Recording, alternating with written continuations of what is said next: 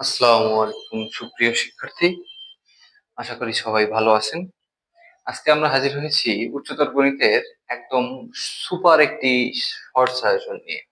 অর্থাৎ এতদিন যারা খুব একটা পড়াশোনা করেন নাই, তো তাদের জন্য একেবারে খুব অল্প সময়ে বলা চলে আপনি মোটামুটি A+ এর জন্য ইনশাল্লাহ প্রিপারেশন নিতে পারবেন।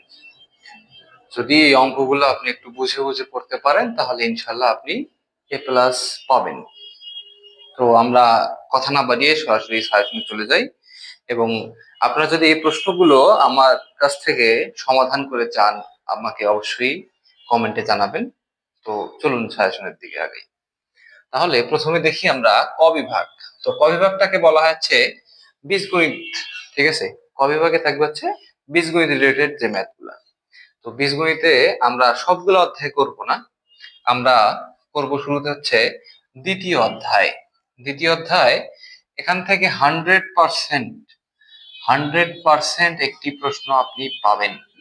অর্থাৎ আপনি যদি সৃজনশীলে 10 নাম্বার পান, এমসিকিউ কমপক্ষে 3টি পাবেন। মোট 13 মার্কের জন্য আপনার হচ্ছে দ্বিতীয় অধ্যায়টি খুবই গুরুত্বপূর্ণ। তাহলে এখান থেকে আমরা পড়ব হচ্ছে উদাহরণ 9, উদাহরণ 26 এবং উদাহরণ 29। এরপর পড়ব 60 পৃষ্ঠায় যে কাজ আছে সেই কাজের গ এবং চ নাম্বার। এরপর আমরা যাব হচ্ছে অনুশীলনীতে। দুই অনুশীলনীর 6 নাম্বার, 8 নাম্বার, 9 নাম্বার, 11 নাম্বার, এর পাশাপাশি ঘ এবং উম নাম্বার। এটা হচ্ছে 11 ঘ এবং উম নাম্বার। তো দ্বিতীয় অধ্যায় থেকে এই কয়টি ম্যাথ করলে ইনশাল্লাহ আপনারা পারবেন। তার মধ্যে এই যে কাজের গ এবং চ এবং 11 ঘ এবং উম, এই 4টা ম্যাথের আপনাকে নিয়ম বুঝে করতে হবে। এগুলো হচ্ছে আংশিক ভগ্নাংশের প্রকাশ করা। তো আমাদের চ্যানেলে এই সম্পর্কে অলরেডি 2টি ভিডিও আপলোড দেয়া আছে, আংশিক ভগ্নাংশের 2টি নিয়ম নিয়ে। পরবর্তীতে আরো 3টি নিয়ম আপলোড করা হবে, আপনারা চাইলে ওখান থেকে দেখতে পারেন। তো এরপর আমরা চলে যাব হচ্ছে 9 অধ্যায়। 9 অধ্যায় হচ্ছে সূচক লগারিদম। তো এখান থেকেও প্রতি বছরই 100% একটি করে প্রশ্ন আসে। সূচক লগারিদম থেকে একটি করে প্রশ্ন আসে।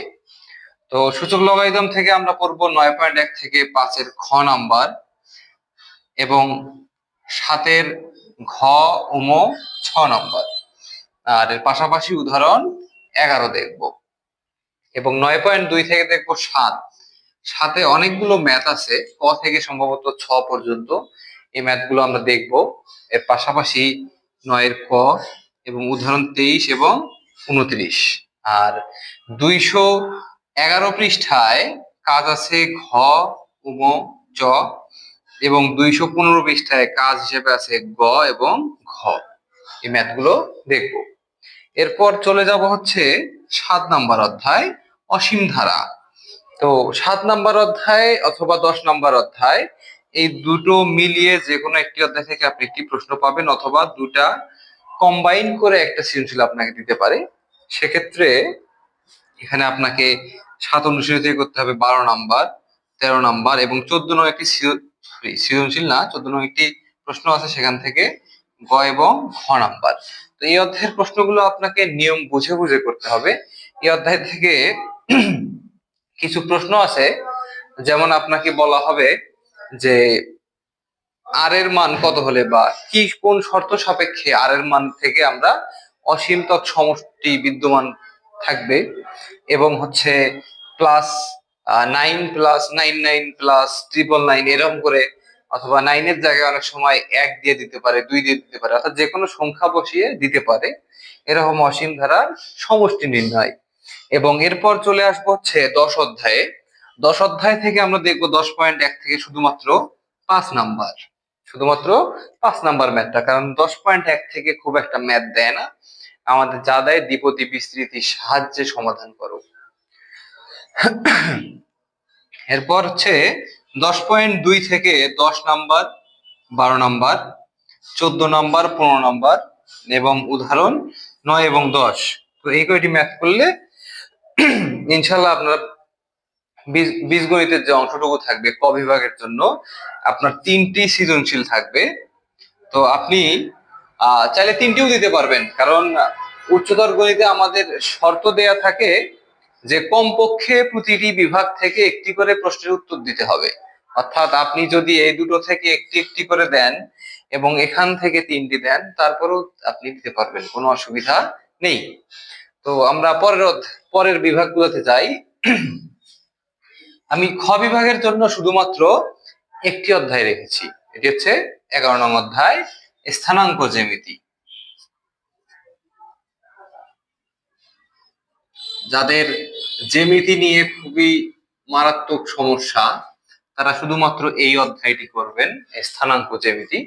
সেটি হচ্ছে 10.1 থেকে 8 নম্বর, 10 নম্বর, 10.2 থেকে 3, 7, 8, 10, 11.3 থেকে 2, 5, 6 এবং 11.4 থেকে 17, 18, 20, 23-এর গ, 24-এর গ এবং উদাহরণ 25। এরপর আমরা চলে যাব গ বিভাগে। গ বিভাগ থেকে দুটি অধ্যায়, একটি হচ্ছে 8 এবং অপরটি হচ্ছে 14, ত্রিকোণমিতি এবং সম্ভাবনা। এখানে অনেক সময় সম্ভাবনা থেকে প্রশ্ন না দিয়ে দুটি প্রশ্নই ত্রিকোণমিতি থেকে দেয়, তবে এরকমটা হওয়ার সম্ভাবনা খুবই কম থাকে। আমরা দুটি অধ্যায়ে মনোযোগ দিয়ে পড়বো। যেমন 8.1 থেকে 1 নম্বরের, এখান থেকে আপনি কতে 2 মার্কের জন্য এবং পাশাপাশি নৈবেত্তিকও পাইতে পারেন, এবং এর পাশাপাশি 5 নম্বর, 8 নম্বর এবং 12 নম্বর প্রশ্নটি দেখব। এরপর 8.2 থেকে 6-এর চ, 7, 10 এবং 11 নং প্রশ্নটি দেখব। এরপর 8.3 থেকে 7, 13 এবং উদাহরণ 25 এবং 29। তো 8.2 এবং 3 এই জায়গার ম্যাথ গুলো আমরা বুঝে বুঝে সমাধান করব। কেন, এই জায়গার ম্যাথ গুলো অনেক সময় ধরেন দেয়া থাকে a সমান sin x, b সমান cos x। তো আমাদেরকে বুঝতে হবে প্রশ্নের যা দেয়া থাকবে সেই জায়গাতে মানটা বসিয়ে তারপর আমরা আমার বইয়ের প্রশ্নের সাথে মিলিয়ে দেখব যে আসলে কোন অঙ্কের সাথে মিলতেছে, কিভাবে করতে হবে। এবং চতুর্ভাগে ধনাত্মক এবং ঋণাত্মক মানের উপর ভিত্তি করে কোন মান কোন চতুর্ভাগে থাকবে, এই জিনিসগুলো খুব পুঙ্খানুপুঙ্খানুভাবে খেয়াল রাখতে হবে। এর পাশাপাশি এখন আমরা দেখবো হচ্ছে 14 অধ্যায়। তো 14 অধ্যায় থেকে আমরা অনুশীলনী 7 নম্বর, 16 নম্বর এবং 18 নম্বর প্রশ্নটি করব। ঠিক আছে, ওই যে প্রবাবিলিটি ট্রি তৈরি করা এবং সেখান থেকে ধরেন ঢাকা থেকে রাজশাহী যাওয়ার সম্ভাবনা এত, রাজশাহী থেকে খুলনা যাওয়ার সম্ভাবনা এত, বাসে যাওয়ার সম্ভাবনা এত, ট্রেনে যাওয়ার সম্ভাবনা এত, এই রিলেটেড ম্যাথ গুলো। এবং উদাহরণ হিসেবে দেখবো উদাহরণ 8 এবং কাজ 312 পৃষ্ঠার থেকে শুধুমাত্র ক নম্বর প্রশ্নটা দেখব। তো আশা রাখি আপনারা এই ম্যাথ গুলো যদি বুঝে বুঝে সমাধান করতে পারেন, আপনারা উচ্চতর গণিতে চোখ বন্ধ করে মানে নিঃসন্দেহে এ প্লাস উঠাইতে পারবেন। এবং উচ্চতর গণিত আমাদের জন্য কতটা গুরুত্বপূর্ণ দেখেন, এটি ম্যাক্সিমাম সবারই অপশনাল সাবজেক্ট, এবং এটি অপশনাল সাবজেক্ট হওয়াতে সুবিধা কি দেখেন, এখানে আপনি যদি এ প্লাস মানে 5 পয়েন্ট পান শুধুমাত্র এই পরীক্ষাটাতে, তাহলে এই প্রশ্নের মানে এই পত্রের জন্য 2 রেখে বাকি 3 পয়েন্ট আপনাকে দিয়ে দেওয়া হবে।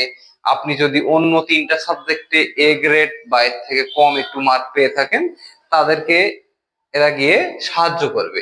এই জন্য খুবই গুরুত্ব দিবেন উচ্চতর গণিত বিষয়টাতে, এবং খুবই গুরুত্ব সহকারে এই অঙ্কগুলো অ্যানালাইসিস করে পড়ার চেষ্টা করবেন, এবং আমাদের সাথেই থাকবেন ইনশাআল্লাহ।